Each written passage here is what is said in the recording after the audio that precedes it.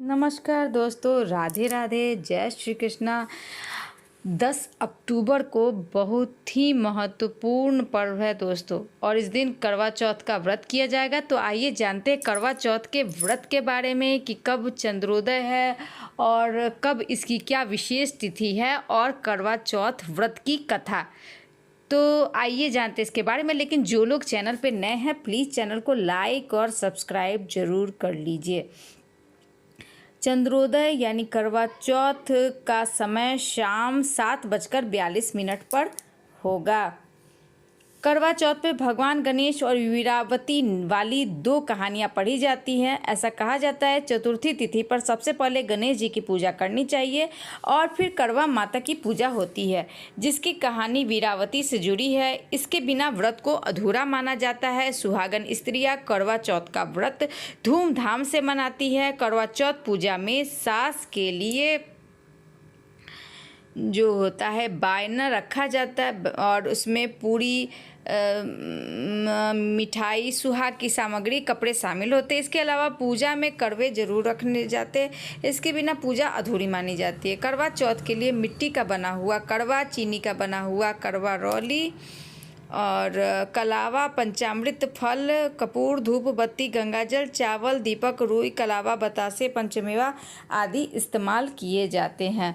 तो आइए जानते हैं करवा चौथ की कथा जो गणेश जी से जुड़ी हुई है। बहुत समय पहले की बात है। एक अंधी बुढ़िया थी।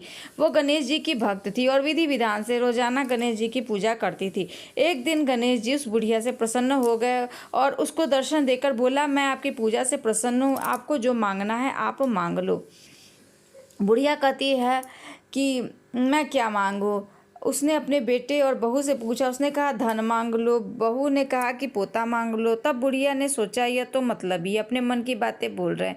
फिर बुढ़िया ने पड़ोसी से पूछा तो पड़ोसी ने कहा बुढ़िया तेरी थोड़ी ही सी जिंदगी बच गई है, अपनी आंखें मांग लो जिससे तुम बाकी जिंदगी सुख से बिता सको। बुढ़िया ने बेटे और बहू पड़ोसियों की बातें सुनकर घर में जाके सोचा कि क्यों न ऐसी चीज़ें मांग लूँ जिससे बेटा, बहू और मेरा सबका भला हो जाए। तो दूसरे दिन जब गणेश जी आए तो वो बोल कि आपको क्या मांगना है, कृपया बताइए, हमारा वचन है आप जो मांगोगे वो आपको मिल जाएगा। गणेश जी के वचन सुन के बुढ़िया बोली, हे गणराज, मुझे अगर आप मुझ पर प्रसन्न है तो मुझे 9 करोड़ की माया दे, निरोगी काया दे, अमर सुहाग दे, आंखों में प्रकाश दे, नाती पोते दे और समस्त परिवार का सुख दे और अंत में मोक्ष प्रदान करे। बुढ़िया की बातें सुनकर गणेश जी बोले, बुढ़िया माँ तूने तो मुझे ठग लिया। तथास्तु कह के गणेश जी अंतर ध्यान हो गए। गणेश जी की जैसे बुढ़िया के मांग के अनुसार सब कुछ दे दिया। तो वैसे ही बोलो गणपति भगवान की जय। अब जानते हैं वीरावती की कथा, जो करवा चौथ की सबसे महत्वपूर्ण कथा होती है। पौराणिक कथा के अनुसार एक समय की बात है, एक साहूकार की वीरावती नाम की बेटी थी। उसके 7 भाई थे। जब भी उसे पहली बार जब करवा चौथ का उसने व्रत रखा तो उसने दिन भर भूखी प्यासी रहने लगी, बहुत कमज़ोर हो गई थी। भाइयों से बहन की ऐसी हालत देखी न गई तो वो उसे बहुत प्यार करते थे। अपनी बहन को व्रत खुलवाने के लिए भाइयों ने एक युक्ति सोची।